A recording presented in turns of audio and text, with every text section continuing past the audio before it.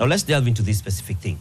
The recently released Economic Survey of 2025 by the Kenya National Bureau of Statistics, that's KNBS, presents a nuanced view of the country's employment landscape, revealing a significant reliance on the informal sector for job creation, while the modern sector registers more modest gains.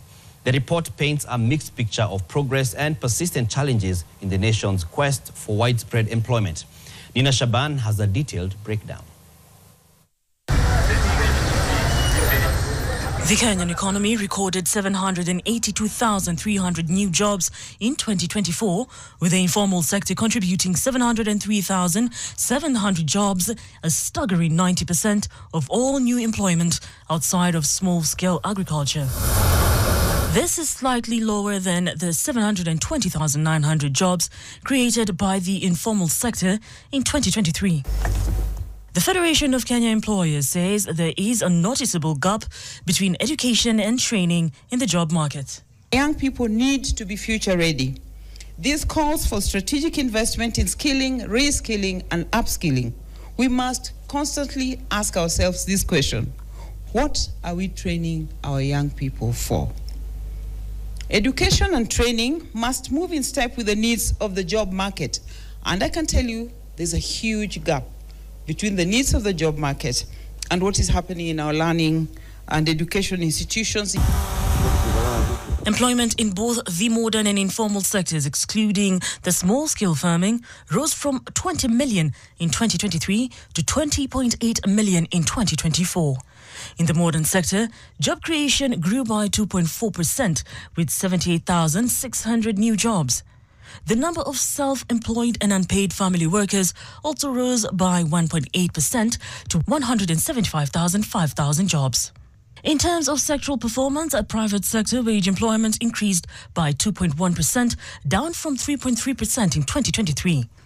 Leading private industries included manufacturing by 15.9%, agriculture, forestry and fishing by 14.1%, and wholesale and retail trade at 12.6%.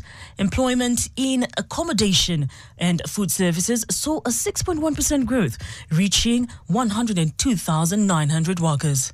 Public sector employment grew by 3.1%, slower than the 5.9% rise seen in 2023, and the top public sector employers were education at 45.2% and public administration and defense at 34.4%. The electricity, gas and air conditioning industry led growth with a 6.9% rise, followed by health and social work at 5.5% and education at 3.8%. On the earnings front, the nominal wage bill rose by 7.2% to almost 3 billion shillings. The private sector led this growth with a 7.7% increase to 2.12 billion shillings, while the public sector wage bill grew by 5.8%, accounting for 29.4% of total wage payments.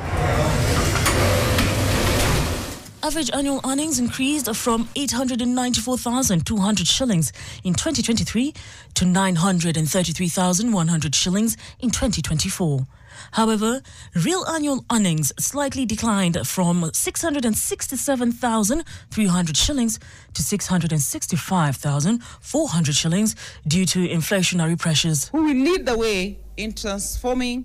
However, Jacqueline Mugo remains positive that the Federation is taking different initiatives to better the job market. Initiative FKE has undertaken is an annual skills mismatch survey, and this is the one I'm talking about. In an effort to understand the dynamic nature of the job market and identifying the key gaps that inform the development of skills in our country. This helps us to anticipate the skills that will be in demand and guide our youth accordingly. Secondly, in our commitment towards bridging the gap between the classroom learning and the real demands of the labor market, FKE, in partnership with GIZ, who just spoke before me, is proud to be implementing the dual training program across various TVET institutions in this country.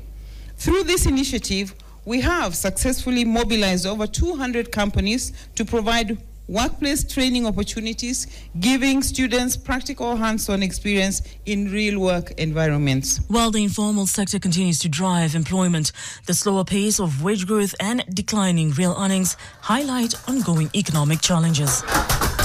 Nina Shaban, NTV.